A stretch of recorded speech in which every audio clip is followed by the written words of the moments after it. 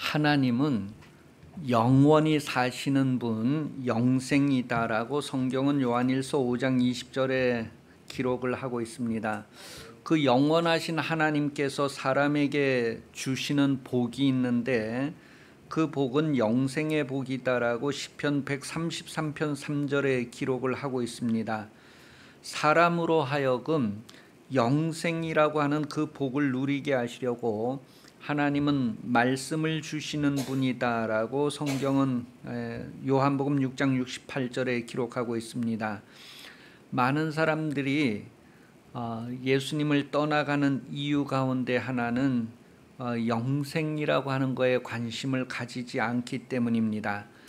영생이라고 하는 것, 영원히 사는 것, 그것은 영혼이 살아있는 사람, 영혼이 산 사람만이 소망할 수 있는 것입니다.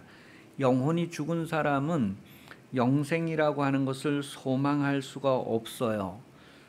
요한복음 6장 68절에 보면 많은 사람들이 예수를 떠났을 때에 베드로가 대답하는 내용인데, 예수님이 제자들을 돌아보면서 너희도 가려느냐 했을 때 시몬 베드로는 영생의 말씀이 주님께 있는데 우리가 누구한테 가겠습니까? 라고 대답을 합니다. 영혼이 살아있는 사람은 하나님의 말씀을 사모하는 삶을 살게 됩니다. 요한복음 6장 27절에 썩을 양식을 위하여 일하지 말고 영생하도록 있는 양식을 위하여 하라. 이 양식은 인자가 너희에게 주리니 인자는 아버지 하나님의 인치신 자니라. 여러분, 영혼이 살아있는 사람은 그 영혼을 위하여서 하나님의 말씀을 사모하고 그 영혼을 위하여서 힘쓰고 애쓴다는 거예요. 그 영혼을 위하여서 의지를 사용한다는 겁니다. 우리가 육신에 먹을 것을 찾아서 일하는 것처럼 우리 영혼을 위하여서 하나님의 일을 찾을 수 있는 그런 삶을 사는가를 돌아보면서 내가 살았다고 하는 이름은 있는데 실제로 살아있는가, 아니면 죽어 있으면서도 그냥 이름만 살았다고 가지고 있는가. 여러분, 하나님의 말씀을 사모하고 하나님의 말씀을 가지기 위해서 여러분의 의지를 가지고 일할 수 있는 그런 삶이 되시기를 예수님 이름으로 축복합니다. 영생 약속의 영생이라고 하는 것은 약속의 말씀으로 주어졌기 때문에 그 약속을 지켜서 행하는 사람이 얻게 되는 것입니다. 하나님께서 사람에게 영생을 주실 때에 약속으로 주셨단 말이에요. 그 약속을 지켜서 행하는 사람이 영생을 누리게 된다는 것을 말합니다. 호세아서 6장 7절 말씀에 보면 에덴 동산에서 아담과 하나님 사이에 약속이 있었는데 아담이 그 약속을 지켜 행하지 않았다라고 기록을 하고 있습니다. 아담이 왜 에덴 동산에서부터 추방을 당했느냐? 하나님과의 약속을 지키지 않았기 때문이다라고 말합니다. 하나님의 모든 좋은 것을 흡족하게 누리기를 원한다면 하나님의 약속을 지켜 행하여야 된다는 것을 말해요. 하나님과 여러분과의 관계는 약속의 관계라는 거예요. 여러분이 성령을 받은 것도 약속이고, 여러분들이 예수를 믿는 것도 약속이고, 여러분들이 죽음에서 다시 살아난 것도 거듭난 것도 약속이다라는 거예요. 하나님의 약속을 지켜 행하는 사람에게 주어지는 놀라운 일들입니다. 우리가 하나님과 상관없는 인생, 죽었던 우리 인생인데 우리 영혼이 하나님과 단절되었었는데 약속 때문에 다시 하나님과 연결되어지고 하나님과 관계를 가지게 되었다는 거예요. 약속은 그렇게 중요해요. 하나님은 그 약속을 영원히 지키시는 분. 우리가 변함없이 약속을 지킨다면 사람에게 주기를 원하시는 그 영생을 주시게 된다는 것을 말합니다. 이스라엘 백성도 가나안에서 약속을 지켜 행하지 않았습니다. 아담이 에덴 동산에서 하나님의 약속을 지키지 않았던 것처럼 이스라엘 백성도 가나안 땅에 들어가서 하나님과의 약속을 지키지 않았던 모습을 사사기서 2장 1절에서 3절에 기록을 하고 있어요. 같이 한번 읽어보겠습니다. 사사기서 2장 1절에서부터 3절까지. 여호와의 사자가 길갈에서부터 복임으로 올라와 말하되 내가 너희를 애굽에서 올라오게 하여 내가 너희의 조상들에게 맹세한 땅으로 들어가게 하였으며 또 내가 이르기를 내가 너희와 함께한 언약을 영원히 어기지 아니하리니. 하나님은 언약을 영원히 어기지 않는 그런 하나님이라고 보장했어요. 2절 시작. 너희는 이 땅의 주민과 언약을 맺지 말며 그들의 제단들을 헐라하였거늘 너희가 내 목소리를 듣지 아니하였으니 어찌하여 그리하였느냐. 그러므로 내가 또 말하기를 내가 그들을 너희 앞에서 쫓아내지 아니하리니 그들이 너희 옆구리에 가시가 될 것이며 그들은 신들이 너희에게 올무가 되리라 하였노라. 이렇게 이스라엘 백성들이 가나안 땅에 들어가서 하나님과의 그 약속을 지키지 않아서 어떤 일들이 일어나는가를 말해주고 있어요. 오늘 성도들이 세상에 살면서 하나님과의 약속을 어떻게 이행하고 있는가를 생각해 볼 수 있어야 합니다. 나는 하나님과의 약속의 말씀이 있는가? 나는 그 약속의 말씀들을 이행을 하고 있는가? 여러분, 에덴 동산에서 아담이 왜 하나님과 약속을 이행하지 않았을까요? 성경은 탐심 때문이다라고 우리에게 말해줍니다. 창세기 3장 6절에 보면 보암직도 하고 먹음직도 하고 지혜롭게 할 만큼 탐스럽다. 그 탐심의 이끌림을 받았기 때문에 약속을 지키지 않게 되었다라는 것을 말하게 됩니다. 여러분은 이 세상 살면서 아무 욕심 없이 삽니까? 사람이 사는 동안에 많은 것을 얻었다 할지라도 생명을 잃으면 아무 유익이 아닙니다. 누가복음 9장 25절에 보면 사람이 온 천하를 얻었다고 할지라도 자기 목숨을 잃으면 무엇이 유익하겠느냐. 그렇게 해서 인생의 유익은 소유를 가지는 것에 있는 것이 아니다라는 것을 말해줍니다.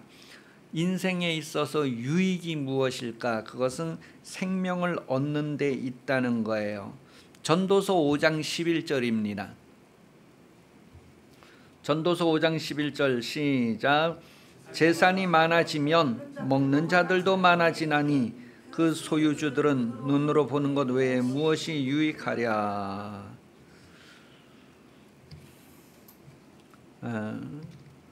재산이 많으면 먹는 사람도 많아진다는 말을 이해를 하시죠.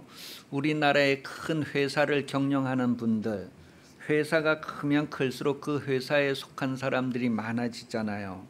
그리고 재산이 막 자기가 세알릴 수도 없는 많은 재산을 가지고 있는 사람들, 그게 그 재산이, 그 물질이 그들에게 어떻게 유익한가. 그랬을 때에 보는 것 외에는 유익이 없대요. 내 재산이 세알릴 수도 없을 만큼 이렇게 많아. 그렇게 보여지는 것 외에는 유익이 없다는 거예요. 재산이 많은 사람도 먹을 만큼 먹고 입을 만큼 입고 그리고 쓸 만큼 쓰고 그런다는 거예요. 그 한계가 그렇게 특별하지 않다는 거예요. 그러니 여러분, 인생의 유익이라는 것은 소유에 있는 것이 아니라 생명을 얻는 데 있다는 거예요. 한평생 태어나 살면서 생명을 얻지 못하면 아무 유익이 없다는 거예요. 사람은 이 땅에 태어나 살면서 많은 것들을 경험하게 됩니다. 그래서 많은 것들을 가지게 되는데 그 많은 것들보다도 생명을 가지는 것, 생명을 얻는 것이 가장 유익이다라는 것을 말합니다. 그래서 성경은 사람의 생명이 그 소유에 넉넉한 데 있지 아니하다라고 본문에서 말합니다. 세상에서 소유하고 있는 것은 무엇이든지 눈으로 보는 것 외에는 아무 유익이 없다는 거예요. 그냥 눈으로 보는 것. 내 재산이 이만큼이야. 그렇게 하는 것 외에 무엇이 유익한가? 예수님은 사람이 생명을 얻고 더 풍성하게 얻게 하려고 이 세상에 오셨다라고 요한복음 10장 10절은 기록을 하고 있습니다. 사람이 생명을 얻는 것은 예수를 영접하고 예수를 가지는 것입니다. 예수를 영접하고 예수를 가졌다는 것을 어떻게 알 수 있느냐 하면 그 뜻대로 사는 것입니다. 예수님의 계획, 의지, 예수님의 뜻대로 그 육신에 드러나는 것, 그것이 바로 생명을 가졌다라고 하는 증거가 되죠. 생명의 언약이 드러나는 삶을 사는 것, 요한복음 1장 4절에 보면 예수님 안에는 생명이 있었다, 말씀 안에는 생명이 있다, 그렇게 말합니다.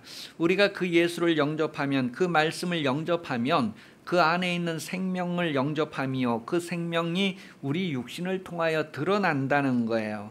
디모데후서 1장 1절 하나님의 뜻으로 말미암아 그리스도 예수 안에 있는 생명의 약속대로 그리스도 예수의 사도된 바울은, 이 바울은 죽도록 충성하고 죽도록 복음을 위해서 사는 인생을 우리에게 보여주는데 그 원인을 우리에게 보여주고 말합니다. 그리스도 예수 안에 있는 생명의 약속대로 그 약속을 지켜가는, 그 약속을 지켜 행하는 바울의 삶을 우리에게 말해주고 있습니다. 여러분이 예수를 영접했다면, 예수님의 말씀을 영접했다면 그 말씀이 여러분의 삶을 통하여서 지켜지고 행하여지고 이루어지는 것, 그것이 바로 약속대로 되어지는 삶을 사는 것이죠. 하나님은 그 말씀의 약속을 영원히 지키시는 분, 여러분도 육신에 있는 동안에 그 약속을 지키면 그것이 바로 영원한 것이 되는 것이고 영원한 것으로 심고 거두게 된다는 것을 말해줍니다. 우리 육신에는 영원한 것이 없는데 하나님께서 영원한 것을 우리에게 주셔서 그 영원한 것을 영원히 소유할 수 있는 길을 열어주신 거예요. 여러분의 영혼이 다시 살고 여러분이 영혼이 영생하기 위해서 하나님과의 약속을 육신으로 지켜 행하는 것, 그것이 바로 지혜고 그것이 유익이다라는 것을 성경은 말합니다. 마태복음 12장 35절은 선한 사람은 그 쌓은 선에서 선한 것을 내고 악한 사람은 그 쌓은 악에서 악을 내느니라. 여러분 속에 예수 영접했다면, 예수님의 말씀을 가지고 있다면 그것을 드러내는 삶을 통하여서 우리는 하나님 앞에 영원한 것들을 상속받게 된다는 거예요. 인생 7, 80년을 살면서 영원한 것을 상속받을 수 있는 자격을 가지지 못한다면 아무 유익이 안 되는 거죠. 그냥 흙으로 돌아갈 뿐입니다. 하나님은 사람을 살게 하시는데 약속으로 살게 하신다는 거예요. 요한일서 2장 24절에서 25절 말씀을 보면 너희는 처음부터 들은 것을 너희 안에 거하게 하라. 처음부터 들은 것이 너희 안에 거하면 너희가 아들과 아버지 안에 거하느니라. 그가 우리에게 약속하신 것은 이것이니 곧 영원한 생명이니라. 예수를 영접한 사람, 요한일서 2장 24절 25절에 예수를 영접한 사람, 곧 하나님을 영접한 사람이 되는 거예요. 그 예수 안에 하나님이 계시기 때문이죠. 우리에게 약속한 것, 예수 영접한 사람에게 약속된 것은 영원한 생명이래요. 이 영원한 생명의 약속, 이것은 지켜질 때에 누리게 되는 것을 말합니다. 하나님은 여러분에게 영원히 지키신다고 했으니 여러분도 하나님께 대하여 영원히 지키는 삶을 사십시오. 육신에 사는 동안에 그 약속을 지키면 영생을 여러분에게 선물 주신다는 것을 말합니다. 탐심을 따라 세상에 보는 것을 위해서 살지 말고 말씀을 따라 믿음의 눈을 열고 영원한 것을 위해서 사는 여러분 되시기를 바랍니다.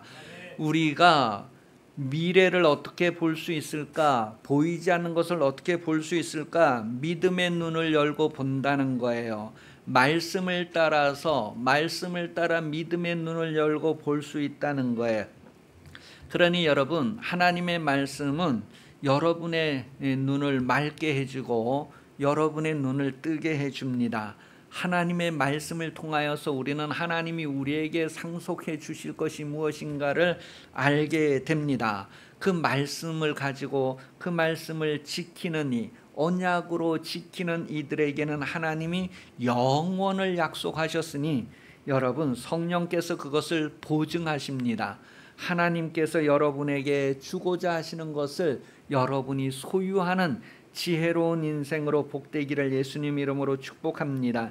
세상에서 소유는 눈을 위한 것뿐이지 영혼을 위하여서는 유익을 주지 못한다는 거예요. 오직 영혼을 위하여서는 약속을 행할 때, 언약을 행할 때만이 유익하다라는 것을 말해줍니다. 세상에서 대부분 사람들은 자기를 위하여서 재물을 쌓아두게 됩니다. 그러나 성경은 그런 사람들에게 대하여서 어리석은 사람이다라고 선언을 합니다. 자기를 위하여서 재물을 쌓아두는 사람은 어리석은 사람이래요. 그러니 여러분은 혹시 재물을 쌓아둬도 무엇을 위해서 재물을 쌓아둬요? 남을 위해서 재물을 쌓아두는 거예요. 주의 선한 사업을 위하여, 하나님의 선한 일을 위하여서 재물을 쌓아서 그때그때 하나님의 필요를 따라서, 다른 사람들의 필요를 따라서 나누는 그런 삶을 살 수 있기를 예수님 이름으로 축복합니다. 하나님은 누군가의 필요를 채우시려고 여러분 손에 물질을 주시는 분이십니다. 하나님은 어디엔가 쓰실 곳이 있어서 여러분들에게 물질을 쌓아놓게 하십니다. 하나님의 의지, 하나님의 뜻대로 모든 물질은 움직여지도록 되어져 있다는 거예요. 그러니 여러분 욕심으로 물질을 쌓아둘 것이 아니라 여러분 하나님의 뜻대로 여러분들의 물질을 쌓으시며 하나님의 뜻대로 물질을 통용하여서 하나님께서 여러분에게 영원한 것으로 갚으시는 그런 인생으로 유익함을 선택할 수 있기를 예수님 이름으로 축복합니다. 어리석은 사람 했을 때 그 어리석다고 하는 말의 뜻이 무엇이냐면 이성 없는, 지각이 없는 그런 뜻이에요. 어리석은 사람은 이성이 없는 사람, 지각이 없는 사람, 곧 짐승과 같다고 하는 의미가 됩니다. 베드로후서 2장 12절, 그러나 이 사람들은 본래 잡혀 죽기 위하여 난 이성 없는 짐승 같아서 그 알지 못하는 것을 비방하고 그들의 멸망 가운데서 멸망을 당하며. 이성 없는 사람은 뭐예요? 멸망하기 위하여서 존재하는 것과 같다라고 말하고 있습니다. 그러니 여러분은 정말 이 땅에 살면서 이성 없는 자가 아니라 정말 하나님을 아는 지식을 간직한 자로 하나님께서 여러분에게 주시는 놀라운 일들을 소망하고 기대하는 그런 삶을 살 수 있기를 예수님 이름으로 축복합니다. 유다서 1장 10절 말씀에 보면 이 사람들은 무엇이든지 그 알지 못하는 것을 비방하는도다. 또 그들은 이성 없는 짐승같이 본능으로 아는 그것으로 멸망하느니라. 여러분 아주 이 세상에 아주 자기를 확신하고 똑똑하다고 막 이렇게 자기의 그 아는 것을 아주 주장하는 그것이 곧 멸망으로 가는 길이다라는 것을 말해주고 있어요. 보통 사람, 일반 사람들은 이성 없는 짐승같이 본능으로 아는 그것으로 멸망한다요.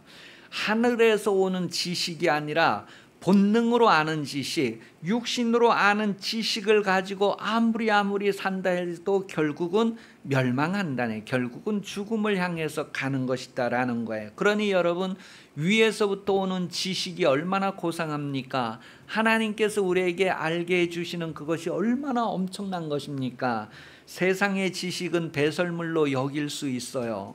그러니 하나님께서 주시는 지식 갖기를 사모하시기를 바랍니다. 성령으로 놀라운 것들을 알기를 기대하십시오. 성령으로 하나님께서 알게 하시는 것들로 여러분이 아는 삶을 기도하시기 바랍니다. 전도서 3장 19절, 인생이 당하는 일을 짐승도 당하나니 그들이 당하는 일이 일반이라. 다 동일한 호흡이 있어서 짐승이 죽음같이 사람도 죽으니 사람이 짐승보다 뛰어남이 없음은 모든 것이 헛됨이로다.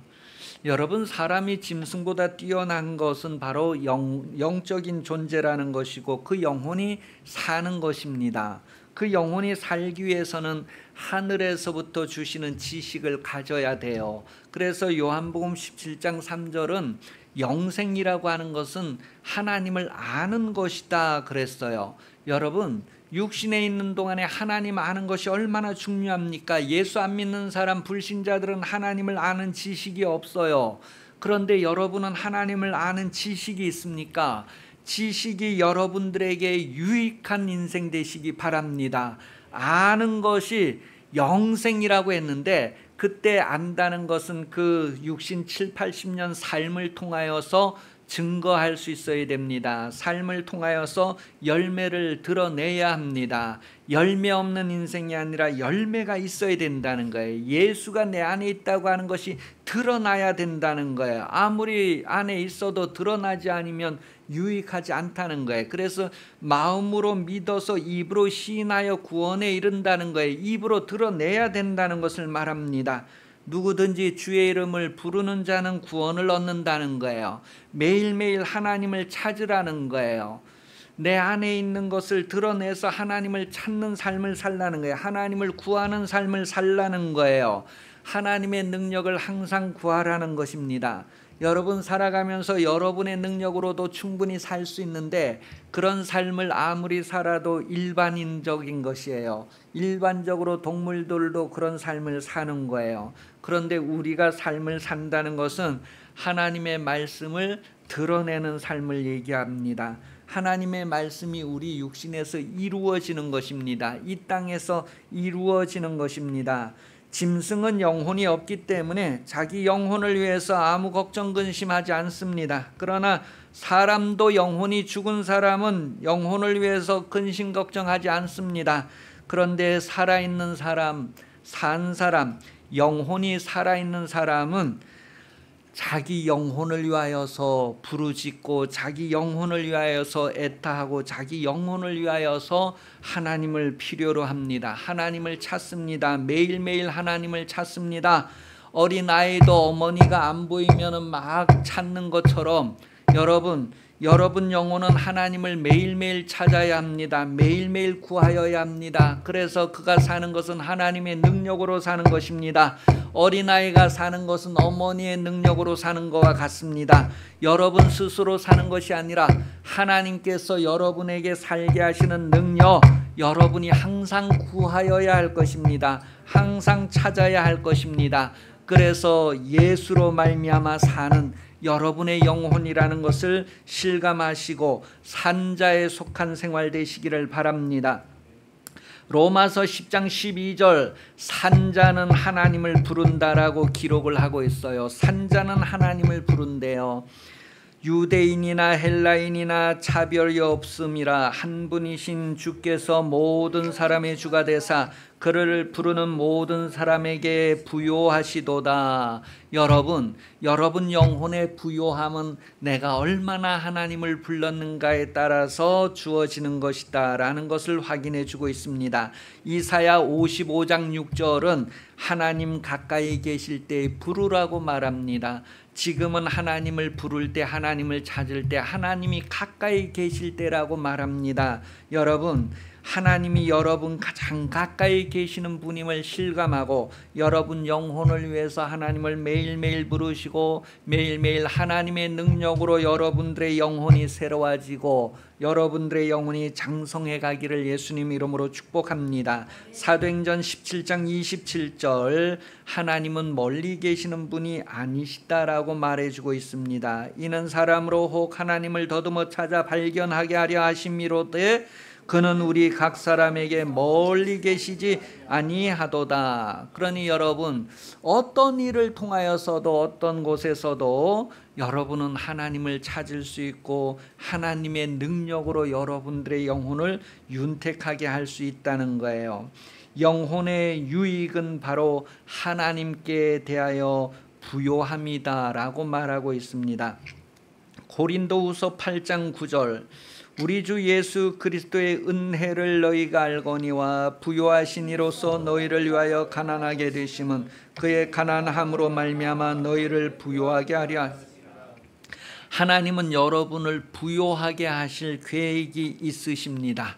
그 하나님께서 여러분들을 부요하게 하시려고 하는 만큼 여러분들이 부요하게 되기를 하나님께 구하시기 바랍니다. 하나님을 매일 찾으면서 하나님의 능력으로 여러분들이 하나님이 원하시는 그 부요에 이를 수 있기를 예수님 이름으로 축복합니다. 여러분의 영혼이 정말로 하나님의 나라를 유업으로 상속할 수 있을 정도로 하나님의 부요가 여러분들에게 이루어지기를 매일매일 구하십시오. 사람의 힘으로 능력으로는 어렵고 될 수 없지만 하나님의 힘으로 되기 때문에 하나님은 그 부르는 자들에게 능력으로 하나님의 모든 것을 허락하신다는 것을 말합니다. 그래서 표적과 이적은 하나님의 능력을 우리에게 나타내 주시는 것입니다. 물이 포도주로 변하는 능력은 사람에게는 없지만 하나님에겐 있단 말이에요. 병자가 고쳐지는 것, 문제가 해결되는 것, 사람에게는 방법이 없고 지식이 없을지라도 하나님에게는 능력으로 그와 같은 것들을 해결하는 그런 하나님이다라는 것, 능력의 하나님이다라는 것을 말해 줍니다. 하나님의 능력이 여러분들에게서 계속해서 나타나고 경험되어지므로 여러분 영혼이 하나님의 부요로 가득하기를 예수님 이름으로 축복합니다. 우리가 그러한 비밀을 깨달아 안다면 바로 예수님께서 여러분을 위하여 가난하게 되신가 같이 여러분도 누군가를 위하여서 충분히 가난해질 수 있는 힘을 가지게 될 것입니다. 다른 사람의 부요를 위해서 여러분 가난해질 수 있는 능력이 나타나기를 예수님 이름으로 축복합니다. 나의 유익을 위하여서 다른 사람이 가난해지기를 바라는 것이 아니라 오히려 내가 가난해지면서 다른 사람이 부요해지는 삶, 그것이 바로 예수님께서 여러분에게 원하시는 삶이라는 거예요. 예수님께서 여러분들에게 삶의 방법을 가르쳐 주신 것입니다. 하나님께 부요하기 위해서 자신에게 가난해질 수 있는가? 많은 사람들은 하나님께 가난해도 자신에게만 부요해지기를 구하기도 합니다. 탐심 때문에 그렇다는 거예요. 자기를 위하여 부요하지만 하나님께 대하여 부요하지 못한 사람의 이야기를 본문은 말하고 있어요. 그러니 여러분은 하나님의 부요를 위해서, 하나님께 부요하기 위해서 여러분 자신을 가난하게 할 수 있는 그런 삶의 능력을 구하시기 바랍니다. 요한복음 3장 30절에 보면 세례 요한이 고백한 내용이에요. 예수님은 흥하여야 하고 나는 쇠하여야 된다. 여러분, 하나님의 부요를 위해서 여러분 기꺼이 쇠하여질 수 있습니까? 여러분의 성격이나 여러분의 인격이나 여러분의 모든 의지를 동원해서 하나님의 부요를 위해서 여러분은 가난해질 수 있습니까? 여러분 자신을 내어놓을 수 있습니까? 내려놓을 수 있습니까? 고린도후서 4장 16절입니다. 그러므로 우리가 낙심하지 아니하노니 우리의 겉사람은 낡아지나 우리의 속사람은 날로 새로워지도다. 여러분, 하나님을 부요케 하는 이들이 겉으로는 십자가에 달리고 겉으로는 죽어지는 것 같지만 하나님께서 그 속사람으로 하여금, 하나님께서 그 영혼으로 하여금 하나님 나라의 보좌 우편에 앉는, 하나님 나라를 상속하는 그런 영광의 보상으로 응답하는 것을 확인해 주고 있습니다. 여러분, 하나님의 부요를 위해서 기꺼이 가난해질 수 있는 은혜를 풍성하게 누리는 신앙생활 되시기를 예수님 이름으로 축복합니다. 시편 73편 28절에서도 하나님께 가까이 함이 내게 복이라, 내가 주 여호와를 나의 피난처로 삼아 주의 모든 행적을 전파하리이다. 하나님을 가까이 하는 사람들의 모습을 나타내 주고 있어요. 복 있는 사람이 누구일까? 여러분 복 있는 사람입니까? 여러분 예수 있는 사람입니까? 여러분 천국을 가질 약속이 있는 사람입니까? 그렇다면 하나님께서 여러분을 위하여서 가난하게 되신 그 놀라운 일들, 여러분도 다른 사람들을 부요하게 위해서 여러분 자신을 가난하게 하는 그런 놀라운 일들을 이루어갈 수 있기를 예수님 이름으로 축복합니다. 하나님이 그 안에 충만한 사람은 하나님이 드러나게 되어져 있습니다.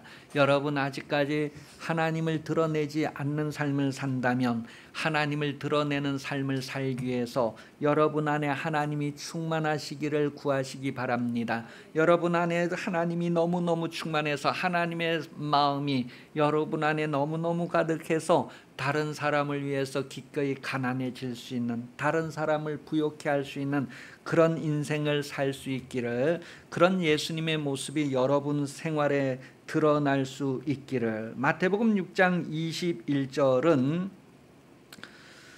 내 보물 있는 곳에 내 마음도 있느니라. 여러분들의 마음이 있는 곳에 여러분의 보물이 있고 여러분의 보물이 있는 곳에 여러분의 마음이 있대요. 썩어질 것 이 세상에 두지 마시고 썩지 아니하고 도둑도 없는 그 영원한 곳에 하늘에 여러분들의 마음을 두시고 여러분들의 보물도 두는 그런 삶을 살 수 있기를 예수님 이름으로 축복합니다. 하나님은 여러분에게 놀라운 계획을 가지고 계십니다. 여러분의 영혼이 윤택해지고 부욕해 되는 것입니다. 그 나라의 영광을 상속받는 것입니다. 여러분 하나님이 이러한 언약을 가지고 계시니 여러분도 하나님 앞에서 그 언약을 지키는 인생 되시기를 예수님 이름으로 축복합니다. 기도하겠습니다. 이제 우리 이 세상 살면서 하나님께서 우리에게 주신 약속을 지키는 삶을 살게 해달라고 기도하십시다. 하나님의 부요가 여러분들의 부요 되기를 기도하십시오. 썩어질 것에 탐심을 이끌리지 말고 여러분 하늘에서 주시는 것에 여러분의 마음을 두고 거기를 향해서 이끌려가는 삶이 되시기를 바랍니다. 다 같이 이 세상에서 정말 유익한 것이 무엇인가 그 유익을 붙잡고 구하는 삶 되기 위해서 기도하겠습니다. 다 같이 기도합니다.